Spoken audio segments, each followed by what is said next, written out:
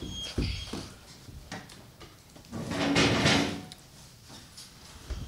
guess we saw Quentin was out of the boot in practice today, normal? He was out. He did some, very light. Jericho was out. He did some. Julius had a rest day today. But I think, yeah, he's back. Yeah. So with Jericho, you said he was out. What was there, an injury or? Just like aches and pains. I think that's about it. So right now, if someone gets nicked up, we're gonna give them rest if we can. Julius is the case of the same. More just rest. He's it was fine just to get him recovery, that sort of thing, and then he'll get ramped up again tomorrow. Tom, the other day, you said Evans, the front runner, started shooting guard. Do you look at it as Quentin would have to have just a fantastic preseason and training camp to be your starter? Like, is there? Yeah, you just asked me a question about at that moment, and that holds true for everyone. It's like, based on the information that we have right now and what we've seen, that's how it'll start. But the thing is, we don't know how the season unfolds. So everyone be ready. Like I told you, I don't get stuck on that. It's like, I know I can tell you that those guys will have major roles. If you go out there and you play well, you get more. If you don't play well, then the next guy get in there. Sometimes there's injuries, foul trouble, whatever. And it's more, I've said this many times, it's how the group functions together. In summer league, Brian's got to do some things that maybe you wouldn't normally do here, handle the ball a lot. Did you see things there that? Yeah, well, he handled the ball a lot in high school, and we feel like that's part of what he can do. Obviously the shooting and the defense is a major part of his game. He hasn't shown us how good of a rebounder he is. He's a much better rebounder than what we've seen, so we're expecting that from him. And I think he can push the ball up the floor. So, yeah, the thing I like is he plays real fast. How are you gonna handle rotations and stuff for the preseason? Yeah, we'll see how it unfolds. There'll be different segments. So we'll see who's available first, obviously, and then we'll go from there. So obviously the rotations are longer in the preseason, and then as we get closer, it'll tighten up. Tom, last year, Julius would pick and pop off of ball screens, and he would do those brush screens, especially late in games and going the high post and that kind of stuff. Yeah. It wasn't a lot of hard roll every once in a while, but it wasn't a lot of hard rolls to the basket. What do you make of his pick and roll tendencies? Well, it depends on what the defense is doing.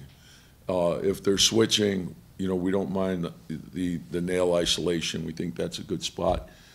And we want them to have a mixture, of pops and rolls. So, and to look at it more in terms of fractions, like how, what percentage are you rolling, what percentage are you, and then the guy behind him has to read, okay, what's the guy in front of me doing, or what's the intent of the guy in front of me, and then we play off that. So sometimes we want that guy to pop and the next guy to slot cut, or vice versa, so we can get it to the backside. So read the defense, play off of it, but I like the idea of him moving more so we can get him easier baskets. I was watching a bunch of his pick and roll stuff to refresh my memory, and there were times he'd go into the nail isolation, even when the ball handler got blitzed and stuff. The blitz, we're going to short roll on that depending on what position he's at. If he's at the 5 or the 4, and he's getting looks in both spots. So we always say if we're getting blitzed, we want 3 outlets, 3 easy outlets. The short roll, one in front and one behind, and so read that, and then we always felt that it's easy offense off the second pass. So get it, to the backside. And, go ahead. No, I was just going to say, adding Jalen to the equation, obviously those guys are going to be running a bunch of that together. How do you see that affecting Julius's tendencies? I think good. I think, and I think innately, like with Derek too, when you add all those guys together, and when you add Quick with Obi, they have great chemistry together, and they read the pick and roll, and Obi's great at slipping the pick and roll, and he's got a good mix, and I think now he's also added that three, so sometimes he's slipping to the corner too. So, I think all those things are important, but the thing about, playing together and playing unselfishly, and when you get off the ball, to create movement, don't stand. Challenge, you mentioned, how you guys need shooting with that starting unit. How challenging?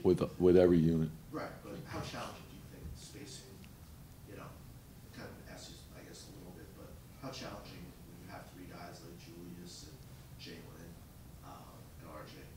Well, I think, when you look at it, the progress that the team made in terms of shot value. So it's like create movement and then, play to your strengths. And so we want to attack. I think we were second in the league at getting to the free throw line, so we're attacking the rim. I think we went from 28 threes a game 2 years ago to 37. That's a major jump, and I think we're making 13. So we closed that gap. But we also got to recognize the way the league is going. Everyone's taking more; they're not taking less. So that's our challenge, and to create good ones. So it's if we can get the ball up the floor and we can force the defense to collapse, attack the rim, and then make the right rim read, where we can create good high percentage threes. That's what we would like to do. Looking at game last year, what did you make of RJ and Julius's percentages from three going down? Yeah, we probably didn't have the same sort of, like we had, I liked us probably, we got a good rhythm offensively right after the All-Star break, and we had a lull right from February, most of February, where, we never had consistency with our lineup. We got hit, 2 years ago we didn't get hit by COVID. We didn't miss hardly any games. And during that stretch, we missed quite a few. So it's hard to build rhythm. Then, we had guys out, and then we had Alec at the point. So we did what we could do. But I thought offensively, from March 1st on, we're very good. Julius presumably is going to have to play off the ball more this year, just with Jalen there and RJ having another year. What kind of actions and that kind of stuff do you see him being particularly able to? Well, I think, for him, it's because of the strength of the club now, we could use him different ways, where he doesn't always have to have the ball. He can play off the ball. We could use him in pick and roll. Like there's, a couple plays in which when he catches and he catches it on the run, he's very hard to stop because of his quickness and his strength. When you combine those two things, there were certain plays that, you looked at, the last month and a half where it was catch, rip, and go, and they were AM1s. And so the more he plays like that, the more he moves without the ball, the more he can run the floor, the better it is for us and for him, because the game's easier. I think when you have the ball, you're going to have people locked into you, and so then you got to really move the defense before you can really get to a point of attack to get into the paint to force the defense to collapse. So I think you talked over the last couple of years about liking having point guards with size and strength and the versatility to switch with Alec and Alfred and guys like that. Is there something that you have to make up for with Jalen's size? Well, here's the thing. I think with all players, every player they have certain strengths, they have certain weaknesses, and when you're a good team, you play to your strengths and you cover up your weaknesses. So Jalen doesn't have great size per se, but he's strong and he anticipates well. So I think those are huge factors, and he's always been a great defensive player. He's always been a guy that could, his team defense was always excellent. He's going to step in, he's going to take charges. And I think that, when we talk about rim protection, the obvious is the shot blocking, but the ability to take charges is also vital. And I think he's great with that. So, cover up your weaknesses, play to your strengths, and we want we want to play defense with 5 people tied together. So we're not going to be relying on 1 or 2 guys, to handle it all. It's got to be everyone making that commitment to be tied together. So the last 2 seasons we saw, when you mentioned Julius playing off the ball, we saw him a lot on the ball. Is there something he needs to learn, adjust a little bit about his game? No, just I think, that for him, it's like every year you want to add to your game. And I think when he came in, like one of the things, having coached against him, one of the things I worried about was the way he ran the floor. So we can get him down the floor and we can catch small guys on him, or catch the defense before they're set. That's a big advantage for us. I think playing away from the ball and catching it on the run and driving it through the elbow, those are things that he's done well in the past, and I want to get back to that. And I want there to be a versatility to his attack, so it's not one-dimensional. So maybe a team can handle this, but they're not as good at handling that. So the one thing I do know is Mitch is going to put a lot of pressure on the rim, and Mitch is he's a lot stronger. He's in much better shape. He's and all you do is throw the ball up near him. He's going to get it. This was when you were in Minnesota, you were coaching against Julius when he was in LA. In New Orleans too. Yeah. So you're gonna have to spend more time outside the 3-point line, just with the way you guys, not even necessarily shoot more threes, but just like time outside the 3-point line. Yeah, well, that's how we want to space the floor anyway. I think most teams do. I think it's what we're looking at now is 4 out, 1 in, and we're looking at 5 out. So you try to open up the floor to create driving gaps where you can attack the rim. So space the floor, but I don't, we can get them into the post, we can get them slipping picks, we can get, there's a lot and that's the whole idea of create movement, make them have to defend different things, then maybe you find something and you go back to it, that sort of thing. So, but the thing is he's skilled, like he can post, he can drive, he can shoot, he can do all those things. The 5 out is Julius at center? No, we play 5 out with Mitch. Mitch can play there, but we can do Julius at center too. And those guys are interchangeable on a lot of things, and so it's filling the 5 spots and then play off of that. Maybe if you got Mitch in the corner, he's flaring and slipping.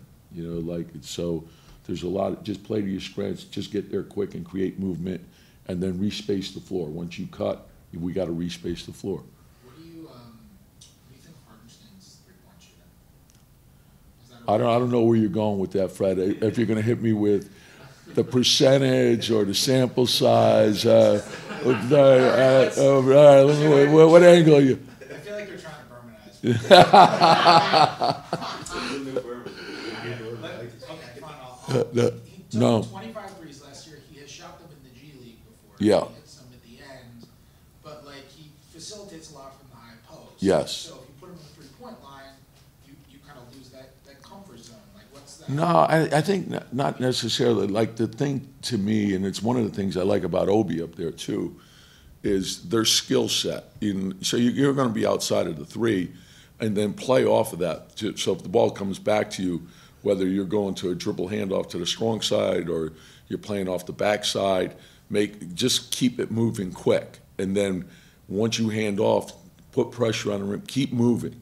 And then I think the big thing is when we get the movement, it may be drive, pass, and if he's spotted up to be looking at the rim, so on the catch, if you're wide open in the corner, shoot it. He's got, I watch him shoot every day. He's got great touch. So, and I think that's what sets up all the other things, so he can shoot. So it pulls people away from the basket, which will also open up cutting lanes, but just let the game tell you, don't predetermine. And that's one of the things, you see it as the guys are getting more comfortable with him. When you cut and you're open, he's going to hit you. So guys, they're cutting like crazy, That's good. You gotta take us through a film session one day. Yeah. We'll watch Remember the Titans. Only if Berman's there. Yeah, if Berman comes back. Where is Berman?